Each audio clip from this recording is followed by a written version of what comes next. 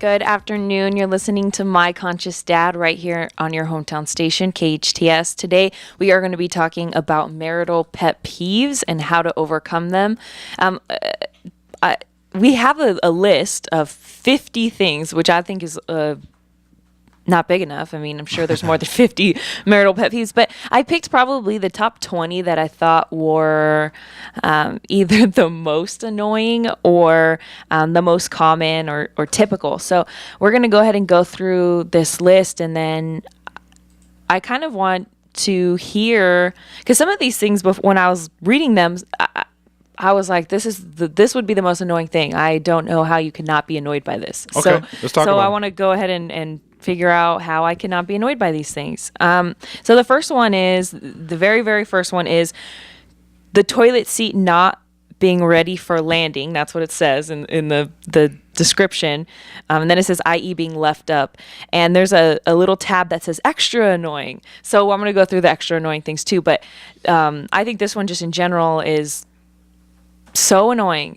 and it makes me think, like, who raised you that you couldn't put the toilet seat down? And even as a woman, I don't even put the toilet seat up, but I always put the lid down after I use it. I always do that. So I know that's an extra step for guys, but how am I supposed to not be annoyed by that? So let's first talk a little bit about what being annoyed is. Being annoyed is you being in a psychological resistance to the way something actually occurs to you. So something is actually happening, whatever it is, right? And we'll call it the toilet seat being up or not left down out of what you call courtesy for the next person. So just it's left up for whatever reason. And when you see that visual, for you, that becomes something for you. First, it's just a toilet seat being up. But for you, you turn it into this is annoying. You turn it into something rather than it just being I turn it into I do it because I think it's gross, and like you said, out of courtesy for the next person. So it's almost like I get offended that somebody else didn't think of me or someone else in the house enough to put it down. That's right. And so as long as you're clear that you are choosing to get offended, because you can actually choose to not be offended. You can choose to find a different perception that actually empowers you rather than disempowers you. The perception you're choosing that's disempowering is, oh my God, who raised this person? And you can create this whole story around how it's not appropriate and it's not respectful. And you can create this whole story surrounded around getting you all riled up and being annoyed for you to now start an argument, so to speak. Or you can create a different perception, which is, wow, I never realized that maybe this person was never taught or is not present or doesn't realize or is not taken into consideration. Or from the responsible version, you can take the perspective of, wow, I really need to explain to this person that this means a lot to me, or this is important to me. Or you also have to take in consideration as well that the person the person or the people you live with have certain habits and behavior patterns that aren't necessarily in alignment with yours as well. So in order to create a home or an environment where you guys are all on the same page, you have to teach each other these things through the art of communicating. So if that was an annoyance that you had, that was maybe you and I living together or whatever and using the same restroom, and that was something, then you would have to take accountability and take responsibility for sitting me down and going, hey, Dad, I want to talk to you about something. And then it becomes a topic that we're talking about. And then you, out of your ability to communicate, you're now sharing that awareness with me. Now there's a new awareness that I have, that there's something that is important to you that I want to be mindful of, so that I can make those kinds of course corrections to support you. And so that it sets you up to win. And there's certain things that now because you brought that to the table, now I'm going to say, since you're on that topic, I want to talk to you about, and then all the stuff that, that's annoying to me. And so if we can all sit down and share and communicate effectively and a healthy way of the things that are pet peeves or the things that are annoying us, we could kind of course correct that. But I think the biggest, most powerful thing is changing your perception, changing how you see it, so that you don't automatically get triggered to be annoyed. You can just see it more from an observation and a kind of a mental note that I get to go share that with my dad or my sister or whatever. Yeah, I think part of the reason why I get annoyed for me personally is because I usually know the people that I'm getting annoyed with. So it's like, oh, this is the 10th, 11th, 12th, 100th time that this has happened, or this is like the thing I told them I didn't like, and because I don't get annoyed when random people come over and leave the toilet seat up. Why?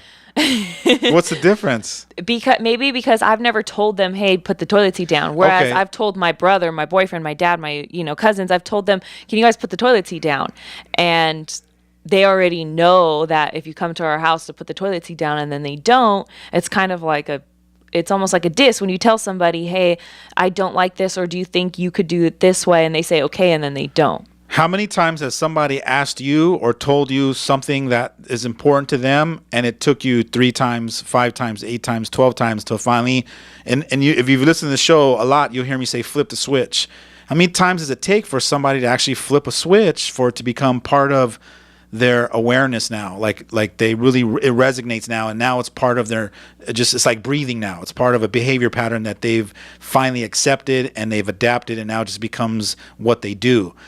You got to remember, we're unconscious beings. We're not, just because you tell me 1 time or 3 times or 20 times, it's just going to land. And this is important for parents. So parents, if you're listening, when you're telling your kids 3 times, 12 times, 20 times to not do a certain thing, it's probably, you really have to look at how am I, when I'm saying it, there's a lot of factors that come into play. Sometimes when someone's sharing something with you or telling you, can you please not do this, we get parent deaf.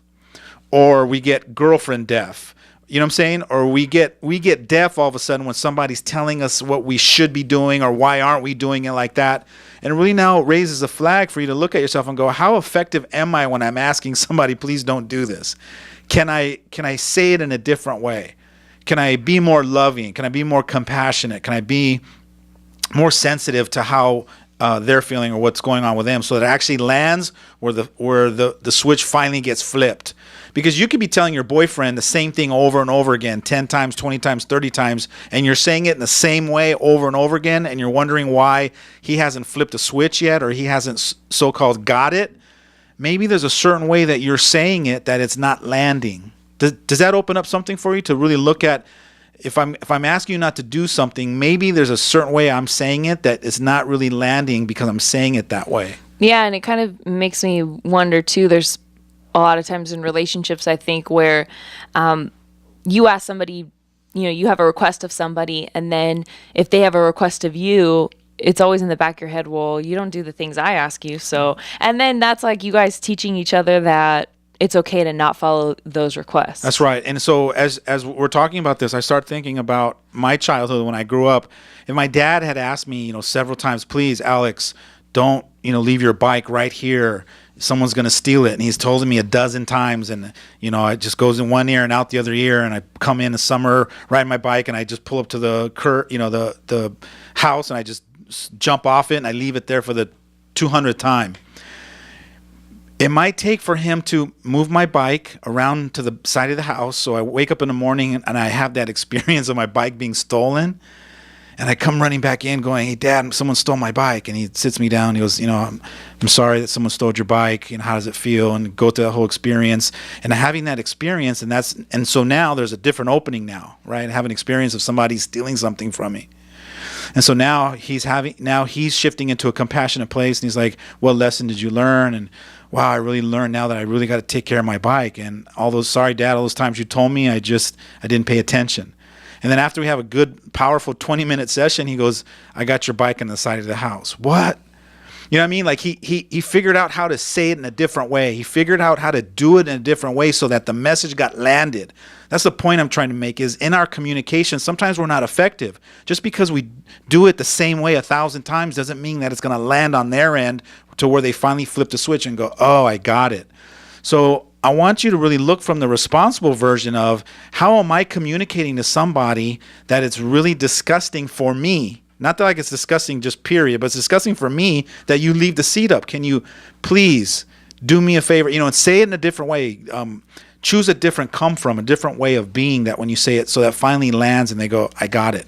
It's taken your mom years to get me to learn certain things or see certain things that are important to her. And there's some things that I still haven't figured out yet. I'm a guy. Guys, We're not always present. We're not always, right there in the moment and really paying attention to how important things are to people. But if you can actually figure out how to land that distinction with somebody and tug at their heartstrings, they'll flip a switch, and before you know it, you'll start noticing the bathroom seat will be toilet seat will be down and prepared, waiting for you, ready to go. I'm laughing because we're talking about, putting the toilet seat down and having a conversation that you just said would tug on their heartstrings enough for them to put the toilet seat down. Is because just this is bigger than the toilet seat. I mean, this really comes down to, I'm annoyed about something, but I keep becoming the victim and blaming other people that what you're doing is annoying me.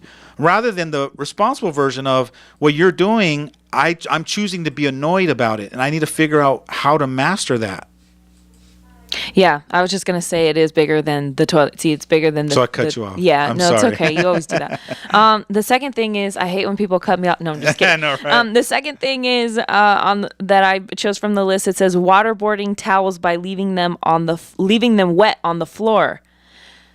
What? Who does that? No, I'm just kidding. I know a lot of guys do that, but my biggest pet peeve is when, from this list, this was the one that jumped out on me, was when somebody comes in my room and, like, let's say they just took a shower or whatever, and they throw their wet towel on my bed, and then I come home and the wet towel's on my bed. It's not even my wet towel. At least if it was mine, I could live with it. But that annoys me so much that, let's say it's my sister, I'll go barging into her room. Like, if you're going to come in my room, don't leave your wet towel. And I'll, like, go off on her because of a wet towel. And she's like, whoa, calm down. It's just a towel. But to me, it's so much more than the towel. I've told you, I've asked you many times, please don't leave your wet towel to soak on my bed, because I won't find it until I get home from work 8 hours later. And now it smells like mildew. Yeah. So, and it's a mattress. You can't, there's all those reasons. And so, it just makes me wonder how many times I have to get that message across or explain what happens when you leave the towel. I've done everything from, hey, please don't do it, it bothers me, to the whole science behind getting mildew out of a mattress. Now, you might have done it a million different ways, but you haven't done it the one way that's the actual effective way. And that's the cool thing that I love about personal development is, you at a certain point, all the things that are annoying to you, you can't keep blaming those things that are annoying or someone else that did something that is annoying to you. You have to first figure out, what's missing in me. Who am I being or who am I not being that I keep telling this person that this is not effective for me, this isn't helping me, and it's not landing. It's in my communication that's not landing in a way that they actually get it, or they actually flip the switch and go, I understand. It's forcing you to figure out how to reinvent yourself, to have people respect your space.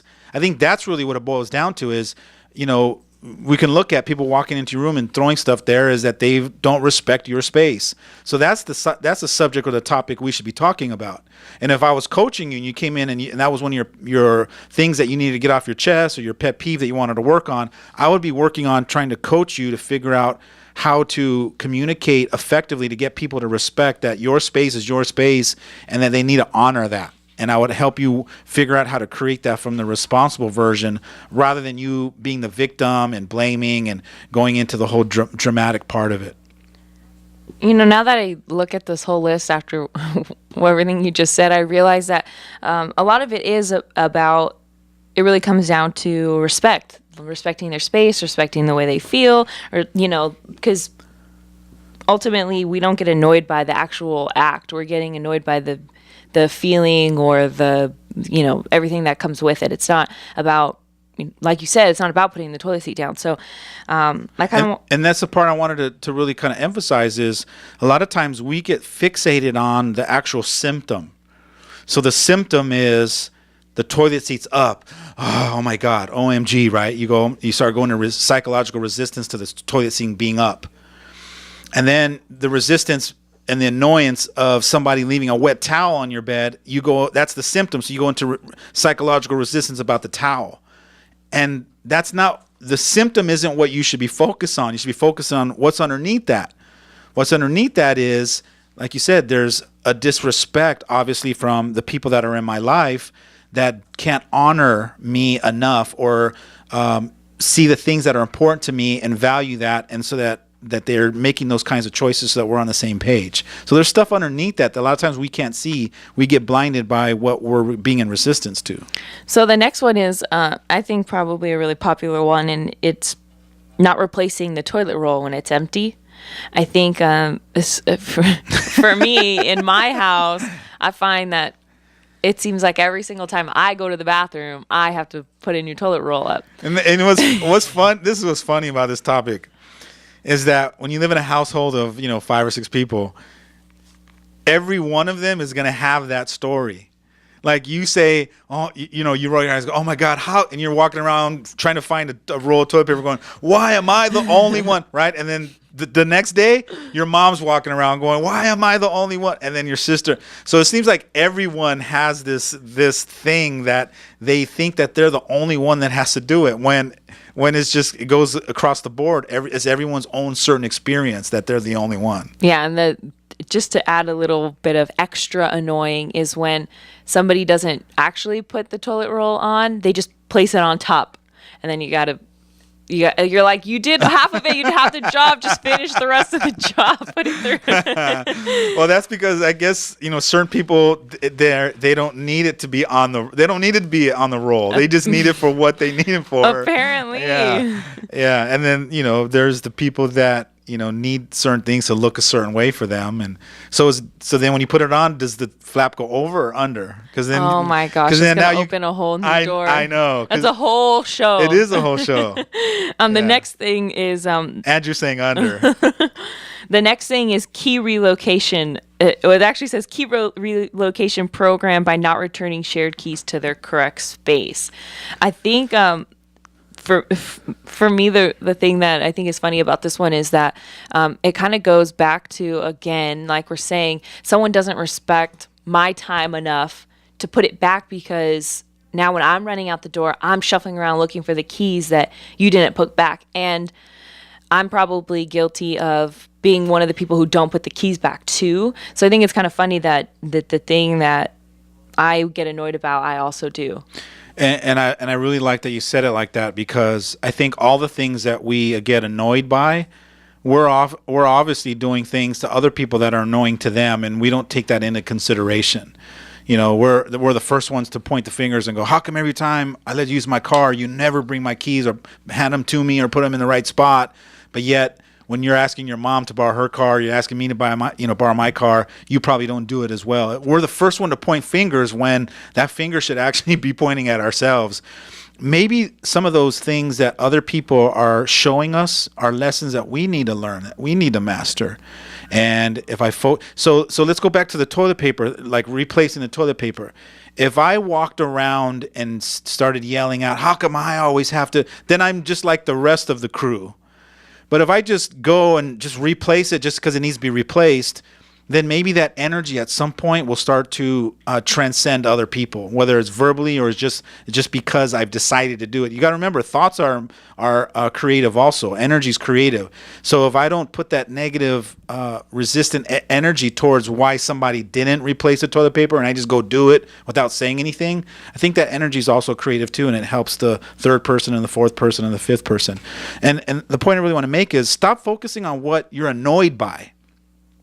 Because as you're focusing on all the things that's annoying you, you give it more life. It becomes more annoying for the second time or the third time or the fifth time. You keep breathing life into all these things that's annoying to you, rather than putting that energy to just solving the problem. Right? You have something that you don't like toilet seat down, if it's up, put it down. Or write a loving note and put it on there. For those of you that don't think that the toilet seat doesn't need to be down, be creative, but not from a resistance place. Be creative from a more empowering place, or decide that you get to be a teacher for all these opportunities, all these things that are annoying you. Create them to be opportunities to teach somebody how to be more effective in whatever it is that's annoying you. Yeah, I think when you're talking about being creative with the different ways, I think at least for me, I see too many opportunities when I look back and I say oh, okay, maybe I could have handled that differently, and now I already know. It's like almost as soon as I've already freaked out and went off on that person about that thing that they did, it's like instantly I was like, all right, well, that did nothing. They're still going to continue to do whatever that thing is that annoys me. Yeah. But we had to take a quick break, so stay tuned for more of My Conscious Dad right here on your hometown station, KHTS.